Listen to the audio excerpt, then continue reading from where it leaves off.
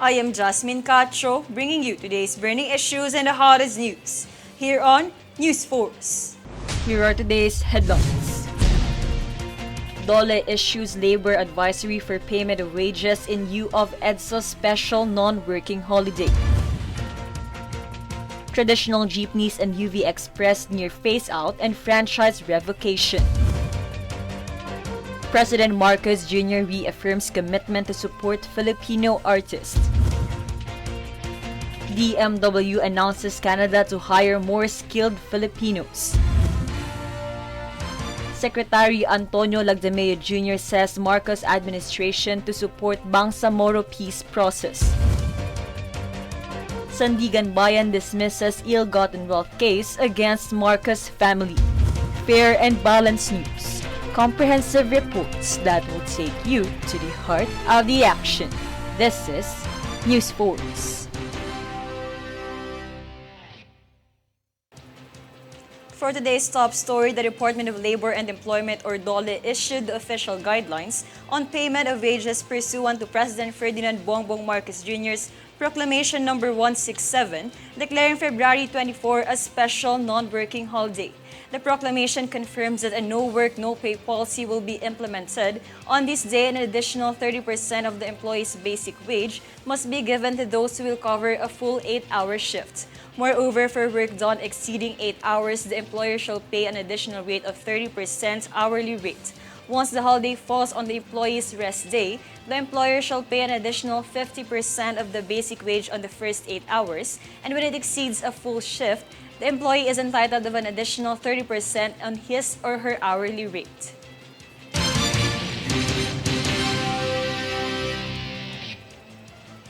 Additionally, in commemoration of the People Power Revolution that emancipated Filipino citizens in 1986, political experts and professionals have discussed the relevance of this event in the current time.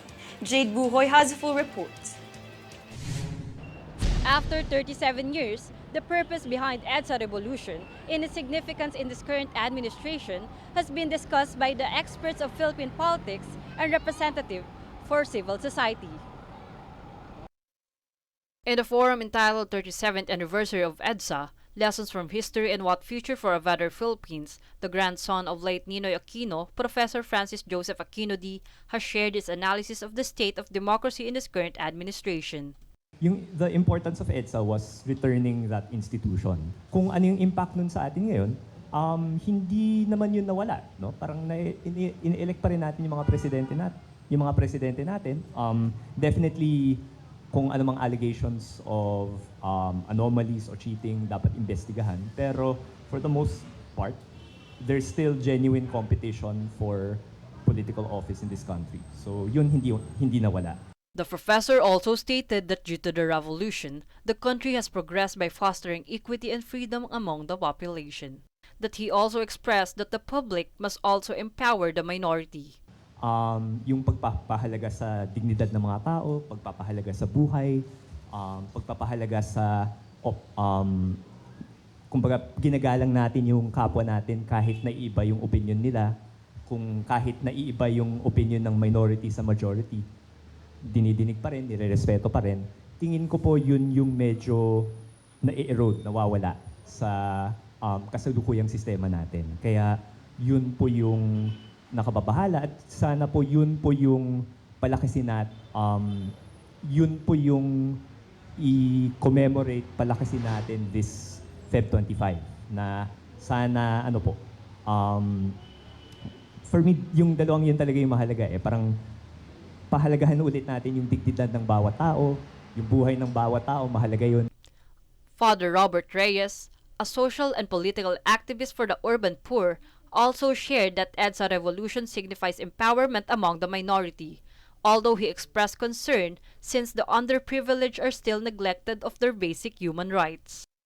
Furthermore, an expert on geopolitics and political advisor to the late President Noynoy Aquino III, Roland Llamas emphasized the positive change caused by EDSA Revolution since it fought for justice and equal human rights for all.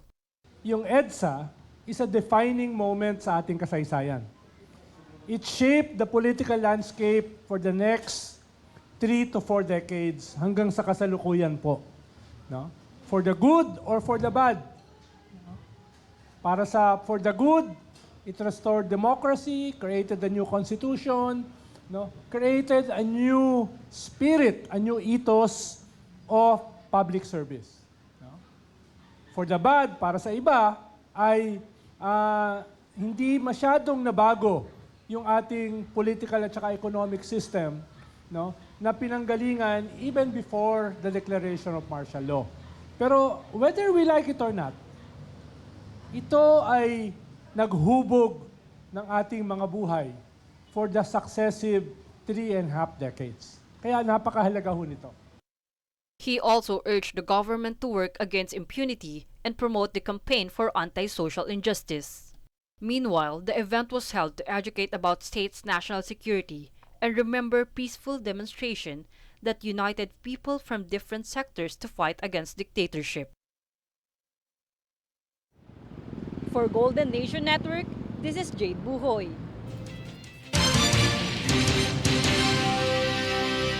In a related story, according to a Social Weather Stations or SWS poll published on Thursday, or 2 days before the 37th anniversary of the People Power against the late President Ferdinand Marcos Sr., about 6 in 10 Filipinos believe that the spirit of the EDSA revolution is still alive. Out of 1,000 adults surveyed from December 10 to 14 last year, 62% said that the spirit of the People Power revolution is still alive, while 37% said it is not. Meanwhile, 57% believe it is still essential to commemorate the February 1986 uprising, while 47% believe that it is no longer applicable.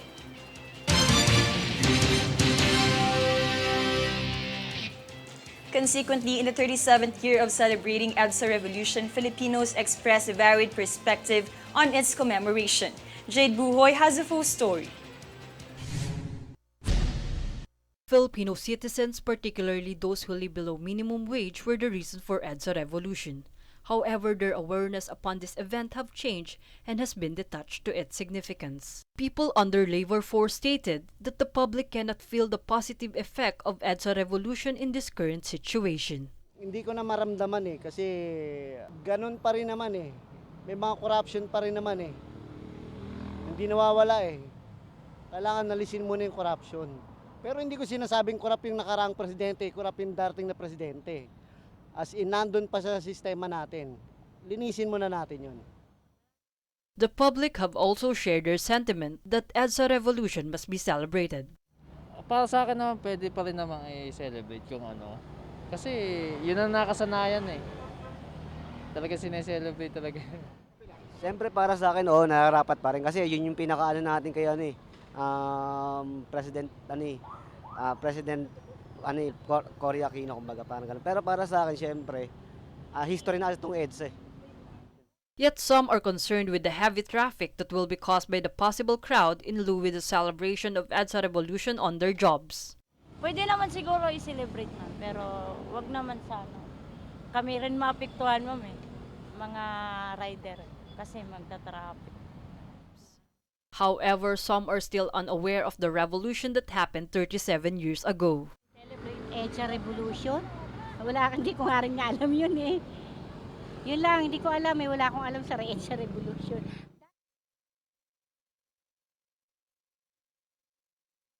For Golden Nation Network, this is Jade Buhoy.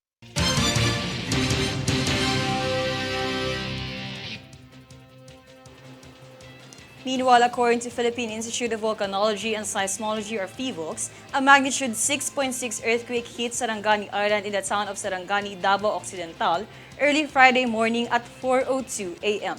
The tremor was tectonic in origin or caused by the movement in the Earth's crust and had a depth of focus of 114 kilometers. The earthquake was slightly felt with intensity 2 in the surrounding municipalities of Glan and Kiamba in the province of Sarangani, as well as in Tupi in South Cotabato. Meanwhile, shaking was scarcely detectable or intensity 1 in the South Cotabato cities of Coronadal and General Santos, as well as the towns of Don Marcelino in Davao Occidental, Maitum, and Malapatan. PHIVOLCS said that damage and aftershocks are not expected.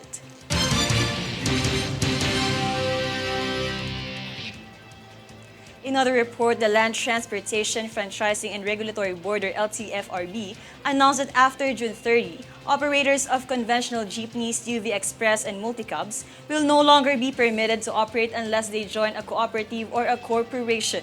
JC Ogaire has the full details.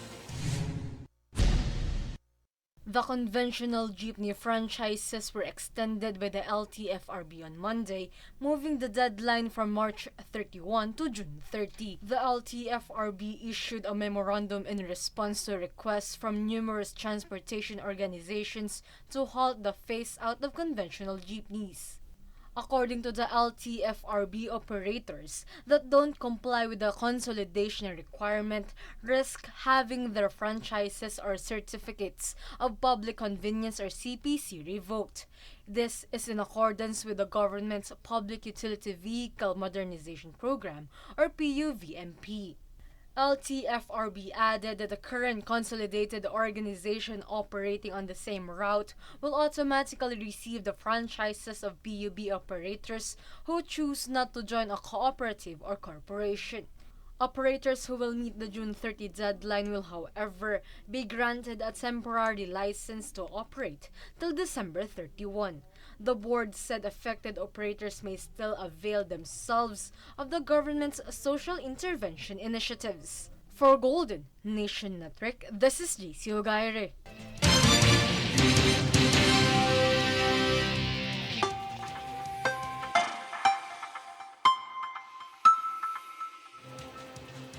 Weather update as per the Philippine Atmospheric, Geophysical and Astronomical Services Administration, or PAGASA, the northeast monsoon is still affecting Luzon. With this, cloudy skies with rains will be seen in Cagayan Valley, Apayao, Kalinga, Mountain Province, and Ifugao, while Palawan, Visayas, and Mindanao will experience partly cloudy to cloudy skies with isolated rain showers or thunderstorms. Meantime, partly cloudy to cloudy skies with light rains is expected over Metro Manila and the rest of Luzon. Coming up next, a news force. Philippines set to export durian to China following fruit trade deal.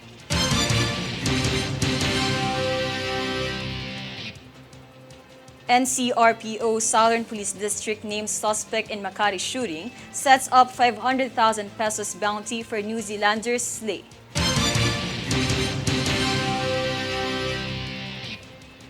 President Marcos Jr. reaffirms commitment to support Filipino artists. Stay tuned for more stories and reports when News Force returns.